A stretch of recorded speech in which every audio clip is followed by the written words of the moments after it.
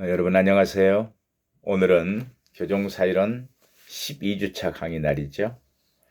다들 잘 지냈나요? 출석 한번 불러볼까요? 몇 사람만? 대답 잘해요?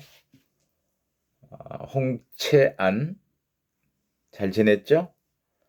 금소연, 김주영,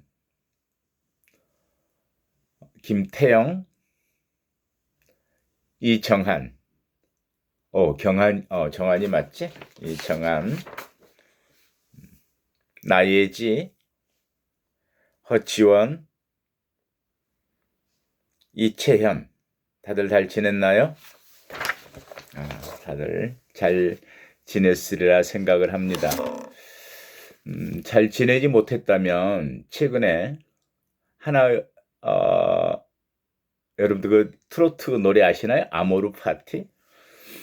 저도 그 내용을 정확히 모르고 있었어요, 저는. 그랬더니 내 운명을 사랑하라. Love of Fate라는 뜻이래요. 니체가 즐거운 학문이라는 책에서 이 말을 했다고 하죠. 사실 어느 시기인들 쉽게 지나가는 시기는 없는 것 같아요. 나이 든 사람들이 되게 그래요. 그 푸른 젊음의 시절들을 다 그리워하고 그때가 가장 인생의 가장 봄날이었고 좋았던 시절로 생각하지만 사실 그런가요? 삶엔 항상 그때마다 넘어야 할 산이 있고 건너야 할 강이 있는 것 같아요. 저는 쉽지 않았던 대학 시절 같았어요.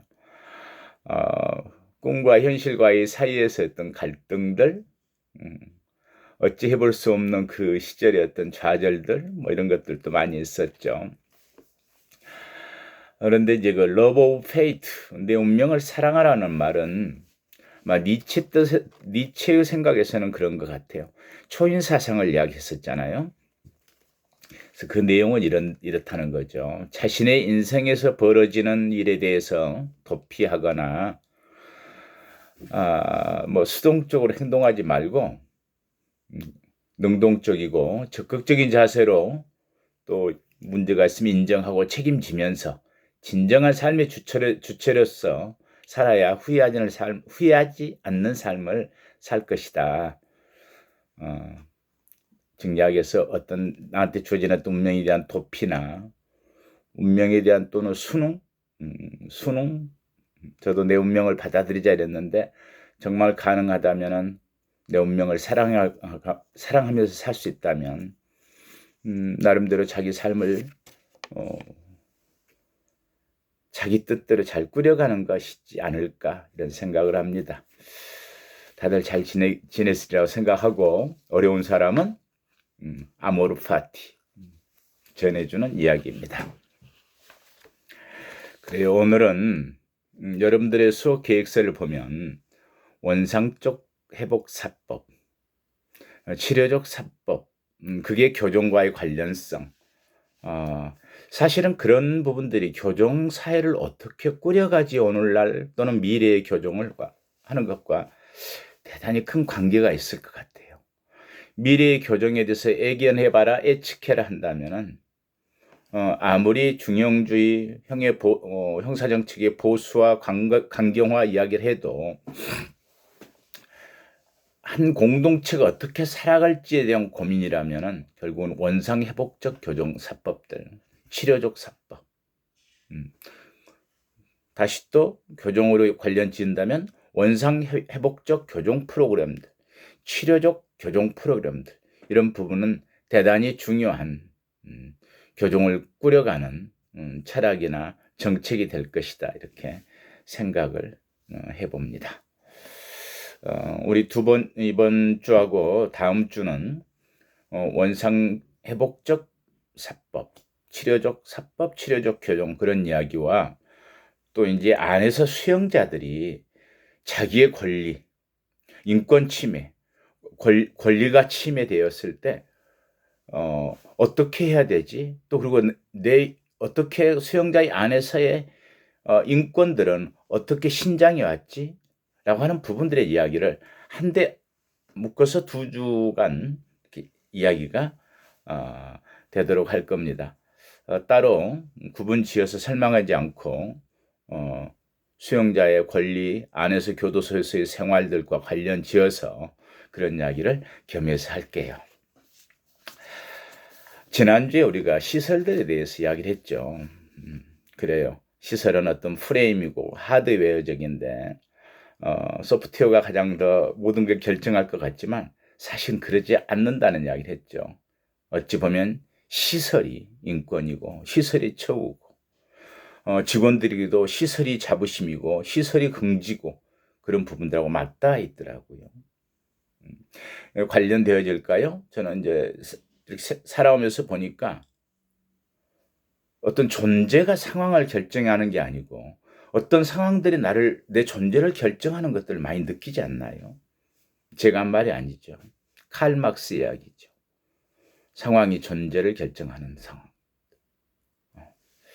좀 관련되어서 생각되어집니까? 시설과 관련지어서 몇 가지 재밌는 이야기를 했었죠. 미국서 가장 험악한 교도소.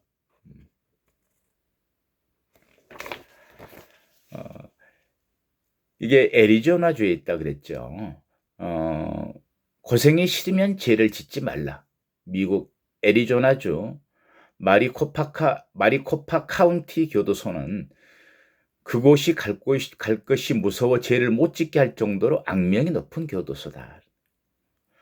아무튼 한번 이야기했지만 사막 한가운데 텐트로 지어진 교도소라고 하니 뭐 가보지 않아도 어느 정도일 걸 알겠죠. 뜨거운 사막 한가운데 텐트촌, 담배와 커피는 냄새도 못 맡아.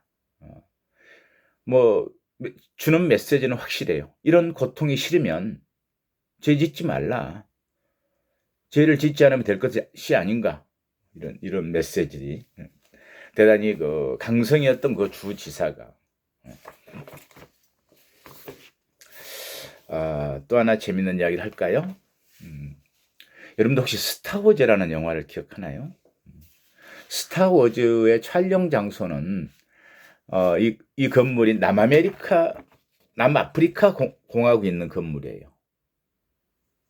아마 처음 볼까요? 스타워즈에서의 이제 그 건물인데 남아프리카 공화국의 요하네스버그에 있는 54층 빌딩. 이게 조만간 교도소로 변해서 새로운 명소로 자리 잡을 전망이다. 이렇게 이야기했던 게 1998년이니까요. 지금은 꽤 오랜 동안 이제 세계에서 가장 높은 곳에 위치한 감옥으로 그 이름을 알리고 있죠. 처음에는 굉장히 그 인기 있는 아파트였죠. 근데 지금 이곳에는 2,000명을 수용하는 감옥과 이를 관리하는 경찰서 5곳, 6개의 법정, 교도소, 병원, 그리고 방문객들을 위한 부대 시설이 당시에 들어설 것이라고 했었던 것이죠. 뭐 하나 좀 좋은 점이 있다면 바깥 세상 내려다보며 마음 잡기의 효과를 기대할 수 있지 않을까, 뭐 이런 이야기도 하고 있었던 것 같습니다. 우리가 교정시설을 이야기하고 또는 근대 교도소의 발전을 이야기하고 할 때 늘 이야기했던 게 존 하워드였죠. 존 하워드에 대해서는 개인적으로 어떤 사람이었을까 생각되지 않나요? 그런데 교정사에 있어서 잠깐 그 이야기를 하고 가죠. 교정사에 있어서 위대한 두 사람이 있다면은 어쩌면 범죄와 형벌을 쓴 베카리아죠. 체사르 베카리아. 죄가 있어야 벌이 있다. 벌이 있어야 죄에 대해서는 법률에 따라야 한다는 거죠. 범죄와 형벌. 베카리아와 교도소 상태를 쓴 존 하워드일 것이다. 두 사람이 가장 유명한 사람이 있다면, 영향을 미쳤다면. 그래서 18세기 말경의 사람들이죠. 존 하워드의 감옥의 상태 책이 초판이 나올 때가 1777년이니까요. 그 뒤로 3번에 걸쳐서 수정 발간을 했었죠. 근데 18세기 말엽에 절대 군주와 특권 계급의 가혹한 형벌에 맞서서 베카리아는 형법을 개혁할 이론으로 이끌었죠. 제형 법정주의를 말한 거예요. 형벌은 어디까지나 범죄의 경중과 균형을 이루어야 되고 그 균형은 법률로서 정해야 한다. 오늘 이야기가 뒤에 강의 도중에 한번 수용자 인권과 관련돼서 이야기가 될 거예요. 베카리아 사상은 뭐라고요? 근대 형법을 개정한 사람의 이론을 초석을 깐 사람인데 소위 제형 법정주의를 이야기합니다. 형벌은 어디까지나 범죄의 경중과 균형을 이루어야 하고 그 균형은 법률로서 정해져야 한다. 그렇다면 존 하워드는 또 교도소 개혁을 실천으로 이끌었던 사람이다. 그렇죠. 근대 교정의 두 사람의 한 사람의 이론으로서 그런 걸 정립하고 한 사람은 실천으로서 그걸 보여준. 그래서 이제 존 하워드는 그런 자료들은 잘 없을지 모르겠어요. 1773년에 영국 베드포드의 주 집행관이 됐던 사람이었네요. 당시에 열악한 교도소의 실상에 맞서 교도소 개량 운동을 펼치고자 1775년부터 1790년 러시아에서 병사하기까지 전 유럽의 교도소를 6차례 이상 시찰한 거예요. 그래서 The State of Prison in England and Wales를 쓴 거죠. 감옥의 상태를. 대단하지 않습니까? 그래서 저희 교정사 자료를 최근에 찾아보니까 존 하워드가 들렸던 거쳐갔던 모든 교도소들에 대한 예전에 성곽교도소들이 많죠. 18세기 말엽이니까. 여러분들하고 현장에 있었으면 이런 교도소의 사진들을 놓고 같이 이야기했을 것 같아요. 스위스의 바젤 성탁 교도소 뭐 이런 것들.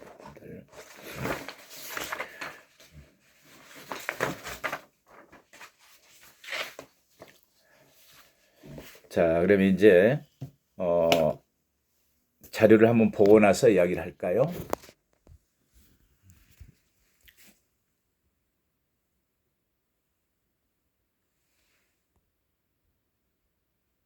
여러분들에게 화면이 잘 보였으면 좋겠는데요. 오늘의 주된 이야기는 이제 2시간에 걸쳐서 아까 이야기했듯이 원상회복적 교정, 치료적 교정 이런 이야기도 하겠지만 우선은 시설 내에서의 수용자들의 인권은 무엇이고 소위 법적 지위를 이야기하는 거예요. 법적 지위 그리고 안에서의 인권들 그건 또 어떻게 변해왔는지 이런 내용들입니다.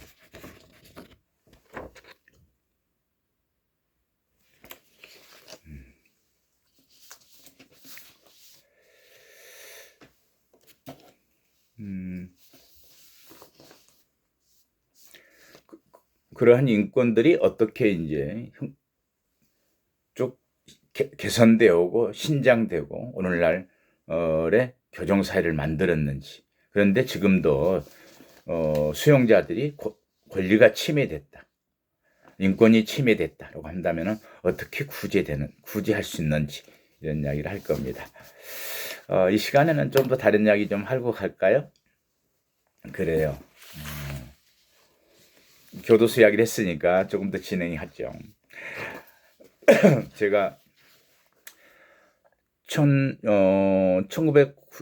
2000년경 1996년부터 2000년 뭐 이쯤에 법무여성 교수 시절이었죠. 이건 2001년 자료 같아요.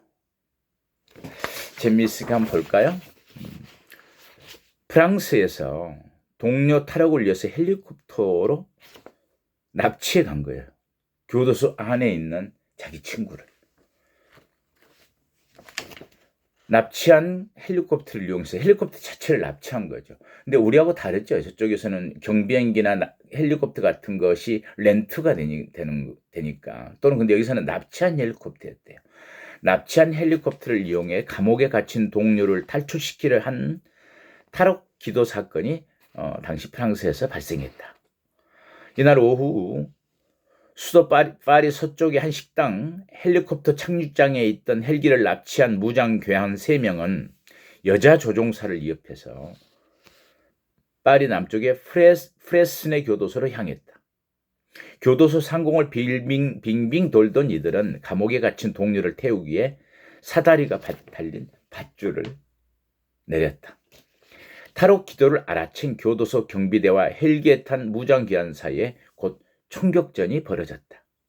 경찰은 총격전에서 교도소 막내에 있던 경비원 1명이 가슴에 총상을 입었다고 말했다. 탈옥하려는 죄수들은 총격전 때문에 헬기에서 내린 밧줄을 잡을 수 없었다. 그러자 헬기에 탄 무장괴한들은 무기가 든 가방을 교도소 뜰에 떨어뜨렸다. 교도소 관계자는 헬리콥터에서 죄수들에게 무기와 방탄조끼를 던져줘 죄수들이 이것으로 무장한 뒤 교도소 경비원들을 인질로 잡고 탈옥을 시도했다고 전했다. 경비원 3명을 인질로 잡고 있던 죄수 2명은 경찰과 대화한 다음 경비원 1명을 풀어준 뒤 계속해서 인질극을 하고 있던 상황이었습니다. 이들은 살인과 무장강도 혐의로 각각 15년형과 종신형을 선고받고 특별 감옥에서 장기 복역하고 있던 것으로 알려졌다. 아마도 S6급이겠죠. 우리나라 같으면 S4급인데. 헬기를 이용한 탈옥에 실패한 무장괴한들은 이 사이 교도소 부근 축구장에 헬기를 착륙시키고 조종사를 풀어준 뒤 자동차를 훔쳐타고 달아났다. 굉장히 그 당시에 저는 쇼킹한 뉴스였어요. 그런데 그 이후에도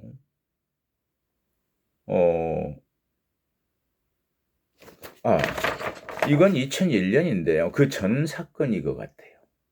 다시 한번 볼까요? 헬리콥터 동원한 영화에서나 나올 법한 탈옥이 프랑스에서 실제로 일어났다.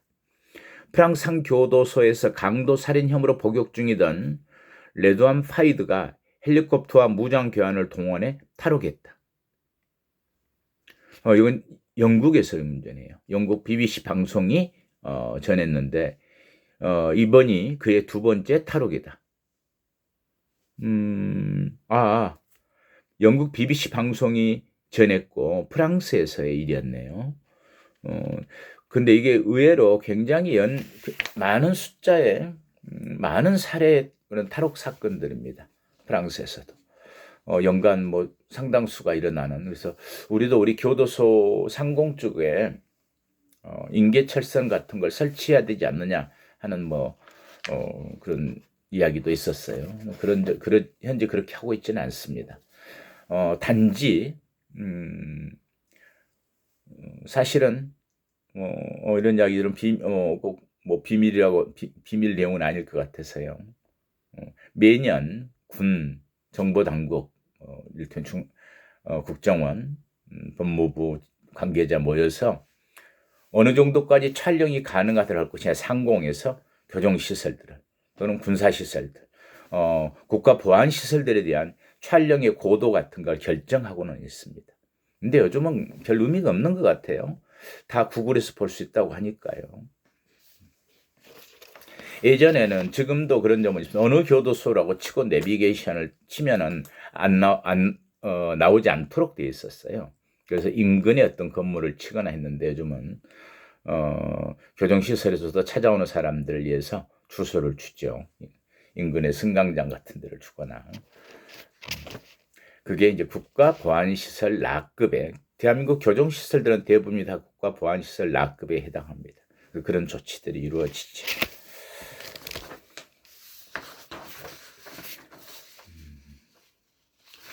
한번 이야기했었죠. 제가 예전에 학위 논문을 쓸 때 참고했던 자료들인데요. 흑인 빈민가 할렘의 재개발이 기지개를 폈다. 상점이나 은행 신축 붐이 있고 성공한 흑인이 귀향하자 범죄율이 낮아졌다. 결국 어떤 환경과 범죄와의 관련성들에 대한 이야기들이 실제로 증명하는 이야기죠. 오늘은 이 이야기는 이제 뒤에 세 번째 시간에는 치료적 교정일 수도 있고 교정시설 내에서의 어떤 치료적 프로그램들, 교정 문화와 관련된 이야기들을 시설에 하드웨어적인 걸 이야기했으니까 소프트웨어적인 이야기를 세 번째 시간에는 하도록 하죠. 자, 이번 2시간 이야기인데 잠깐 시작을 하고 두 번째 시간을 진행하겠습니다. 오늘 우리가 공부할 내용은 수용자의 법적 지위 전반에 관한 겁니다. 이를테면 어떻게 법적 지위와 인권의식이 변화해 왔는지, 그리고 수용자의 권리가 침해되었을 때 어떻게 권리를 구제하는 것인지, 이런 부분의 이야기를 2시간 동안 하도록 하겠습니다. 수용자의 어떤 법적 지위란 뭔가요? 수용자의 법적 지위란 수용자가 가지고 있는 권리 의무 및 그 처우에 관한 국가와의 관계를 말한다. 이게 법적 지위. 수용자가 갖는 법적 지위는 수용자가 가지는 권리 의무와 또 그 처우에 관한 국가와의 관계 속에서의 지위죠. 이게 수용자의 법적 지위다. 근데 근대 이전 애들은 어땠을까요? 근대 이전에는 수용자는 법의 보호 밖에 있는 자로 인권의 보호 대상에서 제외되어 법원은 간섭하지 않는다는 불간섭주의를 고수하였다. 우리하고는 좀 다른 어떤 개념의 이야기이긴 해요. 법원의 개입, 불간섭, 간섭, 불간섭. 근데 유럽은 근대 형법, 근대 법 사회, 제형 법정주의 이런 부분들은 전부 법과의 너무 굉장히 긴밀하게 관련성이 있는 거죠. 법원의 또 개입이냐 불개입이냐는 문제들. 우리가 근대 우리 사회가 갖는 것과는 다른 성격이지만은 유럽의 사회들은 그때들은 이런 부분들이 대단히 교도소를 어떻게 수용자 인권과 법적 지위와 관련해서 어떤 입장이었는지를 설명해 주는 그런 내용입니다. 당시에는 법원도 아예 간섭하지 않는 거예요. 법의 보호 밖에 있는 자다. 그런데 이제 아까 얘기했던 18세기 말부터 소위 베카리아의 제형 법정주의, 존 하워드의 감옥 개량 운동, 이런 시기를 거치고 이제 19세기를 들어오면서부터는 행정 개혁 과정에서 수용자의, 여기서는 수형자라고 해도 좋아요. 수형자의 권리 문제가 지적되어 처우 제도에 대한 논의가 있었지만 주로 수용자의 생활 조건 개선에 관심이 맞춰져 있고 초점이 수용자를 법적 보호의 주체로 파악하지는 못하였다. 당시의 감옥 개량 운동이라는 게 어떤 생활 조건 정도였지 어떤 법적 지위를 확고히 정립하는 그런 시기까지는 안 갔었다. 19세기까지는 1800년대까지는요. 그래서 이제 19세기 중엽에는 독일에서 시작된 이 부분이 이제 여러분들에게 리포트 하나 주고 싶고 교정을 공부하는 사람들은 한 번쯤 얘기를 검토하고 넘어가야 될 용어인데요. 독일의 19세기 중엽 독일에서 시작된 특별 권력 관계론. 특별 권력 관계론은 수용자를 교정 당국의 포괄적인 지배 복종 관계로 파악한 거예요.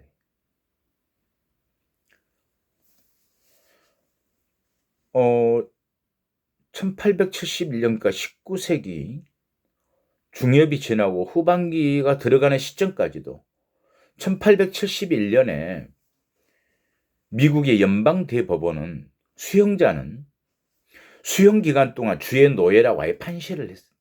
주의 노예다. 수용 기간 동안은. 이런 시기를 이제 근대 이전 19세기까지는 그러한 상황이었다. 수용자의 법적 지위라는 것은 어떤 권리 문제가 권리나 인권 문제가 논의도 되지 않았던 시기들. 보호 대상에서 처우나 인권의 보호 대상에서 제외되었던 근대 이전의 존재들. 19세기 와서마저도 포괄적 지배 복종 관계로 파악했던 시기들을 거치는 거죠. 다음 시간에는 오늘날 이제 어떻게 수용자의 법적 지위가 변해왔는지를 이야기하면서 진행하겠습니다. 쉬었다 하죠.